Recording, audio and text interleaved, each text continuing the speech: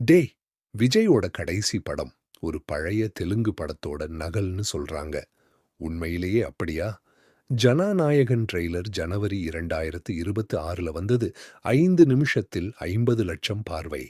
ஆனா, உடனே சமூக வலைதளங்களில் ஒரு கேள்வி எழுந்தது. இது பகவான் கேசரியோட காப்பியா?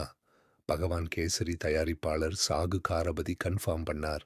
ஆமா, ஜனநாயகன் ஒரு ரீமேக்கான்னு. டேய்! இந்த நியூஸ் கேட்டு விஜய் ரசிகர்களுக்கு ஷாக் ஆச்சு. கடைசி படமே ஒரு நகலா ன்னு. பகவன் கேசரி 2023 தெலுங்கு படம். நந்தமூரி பாலகிருஷ்ணா நடித்தார். ஒரு தைரியமான மனிதன் ஒரு அனாதை குழந்தையை வளர்க்கிறார். அந்த குழந்தை ஆபத்தில் சிக்கும்போது எல்லாவற்றையும் விட்டு போராடுவார். கேவி என் புரொடக்ஷன்ஸ் குறிப்பாக குழந்தை துன்புறுத்தல் காட்சிக்காக இந்த படத்தோட உரிமை வாங்கினாங்க.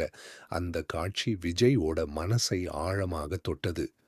இந்த ஒரு காரணத்துக்காக விஜய் இந்த கதையை தேர்ந்தெடுத்தார். வினோத் இந்த படம் விஜயோட பாணியில் முழுமையாக உருவாக்கப்படும்னு சொன்னார். தெலுங்கு மூல படம் மாஸ் என்டர்டெய்னர். ஜனநாயகன் அரசியல் செயல் த்ரில்லர். Bobby Dev villain. பகவான் கேசரியில இல்லாத வலிமையான எதிரி. அனிருத்தோட இசை தமிழ் ரசிகர்களுக்கு ஸ்பெஷல் ஃபீல். விஜய் இயக்குனர் அனில் ரவிபுடி கிட்ட தமிழ் மறுவடிவத்தையே இயக்கணும்னு கேட்டார். ஆனா அவர் மறுத்துவிட்டார். அதனால வினோத் இயக்கினார். 300 கோடி ரூபாய் படம். வர்தா 7:30 முதல் 9:30 வரை. 300 முதல் 500 கோடி ரூபாய் பட்ஜெட். விஜய் மட்டுமே 220 கோடி ரூபாய் சம்பளம் வாங்கினார். அனிருத் 13 கோடி ரூபாய்.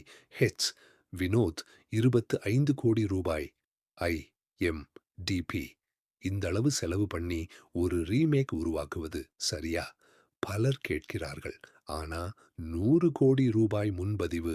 விஜயோட பெயர் மட்டுமே இந்த அளவு திரட்டுது. ஒரிஜினலா இருந்திருந்தா இன்னும் பெரிய வெற்றி கிடைத்திருக்குமா? இந்த கேள்விக்கு மே 8க்கு பிறகுதான் பதில் கிடைக்கும். ஏப்ரல் 9ல படம் ஆன்லைன்ல லீக் ஆச்சு. டைட்டில் சீக்வென்ஸ், இன்ட்ரோடக்ஷன், கிளைமாக்ஸ் எல்லாமே.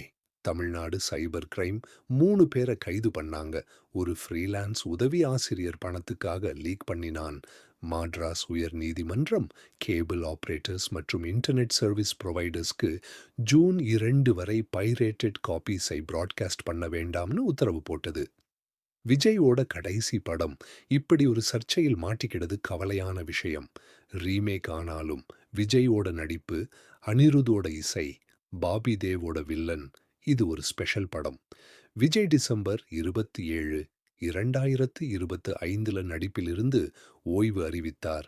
இது அவரது திரையில் கடைசி தோற்றம். நண்பர்களே, ரீமேக் ஆனாலும் கடைசி படமானாலும் விஜயோட ஒவ்வொரு காட்சியையும் கண்களில் பதிய வைங்க. இது மீண்டும் கிடைக்காத தருணம். மே 8 திரையரங்கில் தவறவிடாதீங்க. ஜனநாயகன் மே 8 வருது. லைக் பண்ணுங்க, சப்ஸ்கிரைப் பண்ணுங்க, கமெண்ட்ல சொல்லுங்க. பகவான் கேசரி பாத்தீங்களா? ஜனநாயகன் பெட்டரா இருக்குமா?